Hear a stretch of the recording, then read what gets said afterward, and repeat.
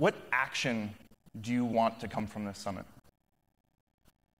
Well, what I'm looking for and what I'm beginning to see here already, halfway through the first day, is a kind of tipping point. The metaphor of a tipping point is overused, I guess, and sometimes it implies a point, but some tipping points are kind of rounded at the top.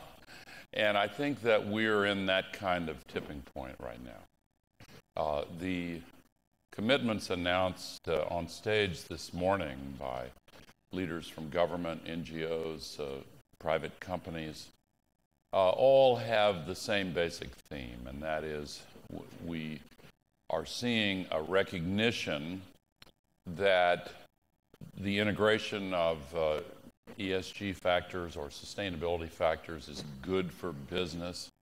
It certainly is an important goal for communities, cities, states, and of course NGOs are pushing the process along.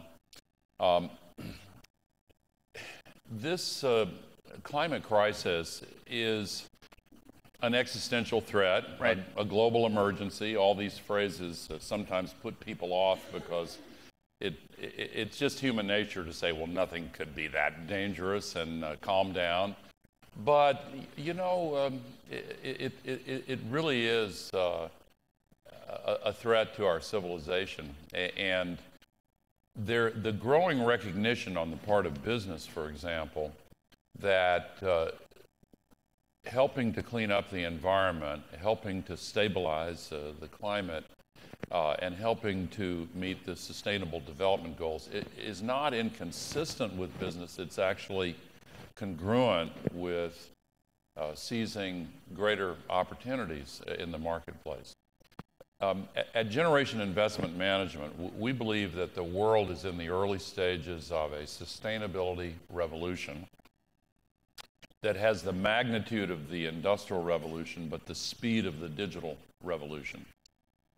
And it's empowered by new digital tools like the Internet of Things and machine learning and artificial intelligence, and it's giving many executive teams the ability to manage electrons and atoms and molecules with the same precision the IT companies have used in managing bits. And it's leading to extraordinarily high levels of efficiency never seen before, waste reduction, emissions reductions, higher productivity. Anyway, I hear this dialogue here at this summit, and it's very encouraging. When you say existential crisis, I think everybody in this room can feel that. It's also easy to feel disheartened and overwhelmed, maybe even apathetical. How much progress, though, when you look back on your role so far, have we made, really? Is there also an optimistic part of this that we have to keep in mind? Absolutely.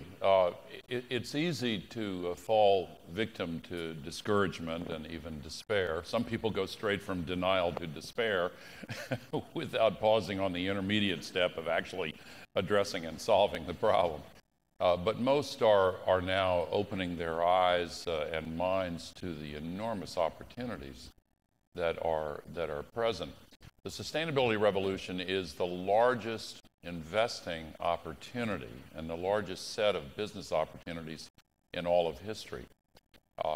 And many companies are also becoming aware of the risks that have been understated of continuing with the fossil fuel economy, with the exploitive business models that ignore waste, ignore pollution, ignore exploitation of communities and workforces. And by the way, when companies do get with this program and adopt these kinds of goals, all kinds of benefits come to them, including recruitment and retention.